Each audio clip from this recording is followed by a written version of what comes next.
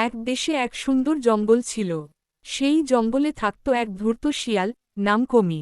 সবাই তাকে ডাকত কমির শিয়াল। সে খুব বুদ্ধিমান ছিল, কিন্তু মাঝে মাঝে একটু চালাকিও করত। পর্ণমোচী গাছ জঙ্গলের সমস্যা। একদিন জঙ্গলে সমস্যা হল, খাবার খুব কমে গেল। সব প্রাণী দুশ্চিন্তা করতে লাগল। বানর বলল, এভাবে চললে সবাই না খেয়ে মরবে।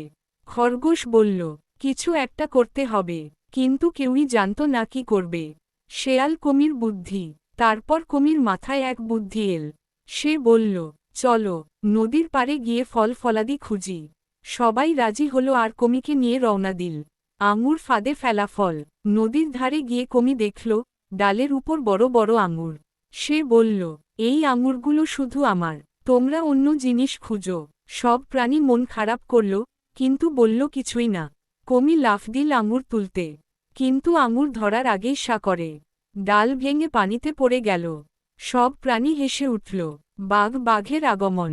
ঠিক তখনই গর্জন শোনা গেল। হুর! সবাই ভয় পেল। দেখা গেল, একটা বাঘ পানি খেতে এসেছে। বাঘ বলল, কে আমার নদী নোংরা করল? সব প্রাণী ভয়ে চুপ, কিন্তু কমি বলল, মহারাজ, আমি ভুল করে পড়ে গেছি, ইচ্ছা করে নয়।